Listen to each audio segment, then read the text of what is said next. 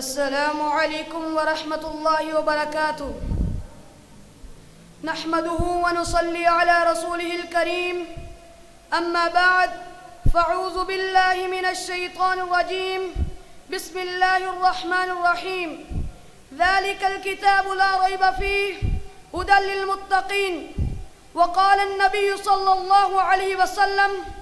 خيركم من تعلم القرآن وعلمه تمہیں کوئی چھوڑ جائے تو تم رو دیتے ہو، تمہیں کوئی چھوڑ جائے تو تم رو دیتے ہو، جو تم قرآن اور نماز کے بنا جیتے اس کا کیا؟ میرے اساتذہ کرام اور حاضرین مجلس،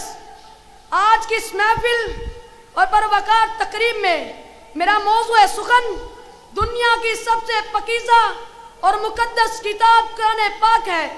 ہمیں چلتے سورج کی طرح یقین ہے، اس کا ایک ایک حرف سچا اور صادق ہے۔ وہ قرآن پاک جس کی زبان مقدس، جس کا بیان مقدس، جو فصاحت و بلاغت کا ٹھاٹھے مارتا سمندر ہے،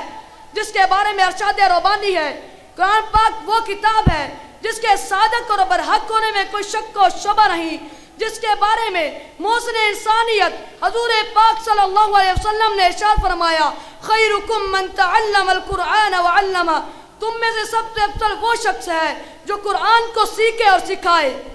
نوجوان دوستو اور حاضرین مجلس، قرآن پاک رب ذوالجلال کی طرف سے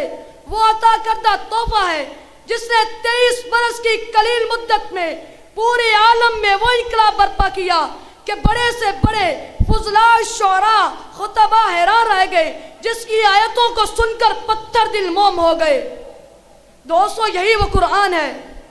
جو رہتی دنیا تک کے انسانوں کے لیے سراپا ہدایت و رحمت ہے۔ یہی وہ قرآن ہے جسے رسول کی رسالت کا اعزاز بخشا، یہی وہ قرآن ہے جس نے طاہر و قلوب کو تازگی بخشی، یہی وہ قرآن ہے جس کی برکت سے جن و شیاطین کا آسمان پر جانا بند ہوا، یہی وہ قرآن ہے جس کی برکت سے عزت و رفعت کے شامیانے گر گئے، یہی وہ قرآن ہے جس کی بدولت حضرت عمر رضی اللہ تعالی عنہ کو اسلام کا علم ہوا، یہی وہ قرآن ہے جس کی نظیر پیش کرنے کے لیے ساری دنیا عاجز و وقاصی رہی، یہی وہ قرآن ہے جس کی مثل پیش کرنے کے لیے دنیا کے فصیح و بلیغ زبان کے علم کا دعویٰ کرنے والوں نے اپنے گھٹنے ٹیک دیے، یہی وہ قرآن ہے جس کے ذریعے انسان بلندیوں کو چھو سکتا ہے۔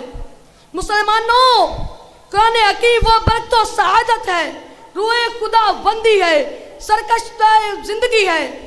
وہ قوم جو کشتے مدد چلی آ رہی تھی، دنیا جس کو ذلیل اور حقیر جانتی تھی، کوئی ان کو جالو عرب کا خطاب دیتا، کوئی ان کو جالین مکہ خطاب دیتا، جب قرآن آیا تو ان کو خطاب ملا رضی اللہ عنہم ورضوا عنہ۔ وہ مردہ قوم جو کروٹ نہ لے سکتی تھی، طاقت و قوت سے نحس ہو گئی، جس نے کیس و کسرا کو خاک میں ملا دیا، بڑی بڑی سلطنتوں کا تختہ الٹا دیا۔ حاضرین مجلس، قرآن آیا تو عزت و مساوات کا پیغام آیا، قرآن آیا تو مردہ قوم زندہ ہوئی، قرآن آیا تو کیس و کسرا کا غرور خاک میں ملا، قرآن آیا تو باطل کے جھنڈے ٹوٹ پڑے، قرآن آیا تو باطل کے جھنڈے ٹوٹ پڑے، قرآن آیا تو ساری کائنات کو جینے کا سرور آیا، قرآن آیا تو دوستو سب کچھ ملا۔ حاضرین مجلس، اگر ہم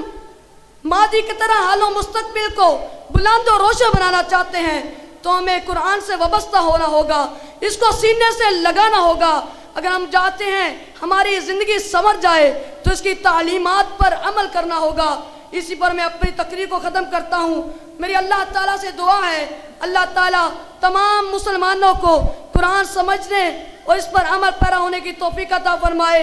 آمین۔ وہ معزز تھے زمانے میں مسلمان ہو کر، وہ معزز تھے زمانے میں مسلمان ہو کر، ہم ذلیل و خوار ہوئے تارک قرآن ہو کر، وما علینا الا البلاغ المبین۔